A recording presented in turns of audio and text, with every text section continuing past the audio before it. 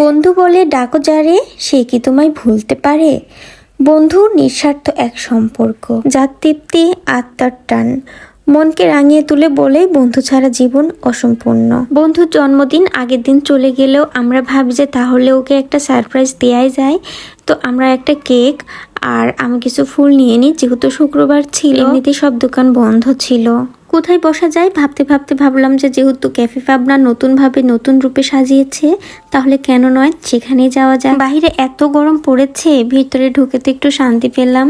আর বসে সবার জন্য ওয়েট করছিলাম, সবাই এক এক করে আসবে। আমি চারপাশটা একটু ঘুরে দেখছিলাম। আমার মেয়ের কাণ্ড দেখেন, ওর ঘুম পেয়ে গেছে, ও এখন ঘুমাবে। পরে কি আর করার, ওর বাবাকে ফোন দিলাম যে ওকে নিয়ে যেতে। এই যে আমার বন্ধু, ওরই বার্থডে ছিল। আমরা না আসলে বয়সের সঙ্গে সঙ্গে মনে হয় একটু বুড়োই হয়ে যায়, তাই না? ও খুব লজ্জা পাচ্ছিল, আর ও বলছিল যে আমি আমার বোর্ড থেকে অনুমতি ছাড়া আমি ফুল নিবই না। পরে কি করছে, কাছে দাঁড়া আমি আমার বোর্ড থেকে আগে অনুমতি নিয়ে নিই। তো এখানে এমনি জাস্ট মজা করছিলাম আমরা। আর একটা মজার বিষয় কি জানেন, আমাদের দুই বেস্ট ফ্রেন্ডের দুইটা মেয়ে, ওরা ফ্রেন্ড হয়ে গেছে, ওরা একই স্কুলে পড়ে। ফ্রেন্ডকে দেখেন কত ভদ্র চুপচাপ, আর আমারটা হয়েছে মাশাল্লাহ।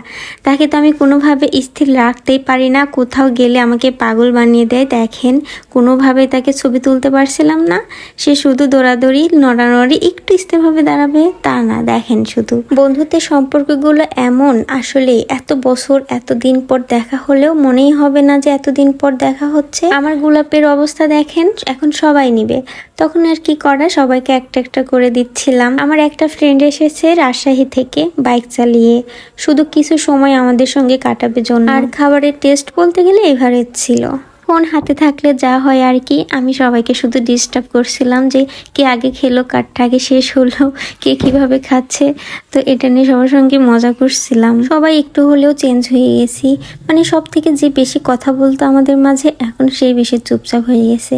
এই যে এটা দেখছেন, এ কিন্তু অনেক বেশি কথা বলতো, অনেক বেশি জ্বালাইতো, আর এখন কত ভদ্র চুপচাপ হয়ে গেছে। বলতো বন্ধু, সংসারের দায়িত্বে নাকি বোর চাপে, কোনটা? আর এদিকে সন্ধ্যা পার হয়ে যাচ্ছিল, ফ্রেন্ডের বেবি, ছোট্ট বেবি, ওকে বাসায় রেখে আসছে, তাই ও তাড়াহুড়া করছিল। এই তো এটুকুই, আর কি লাগে একটা বন্ধুত্বের মাঝে।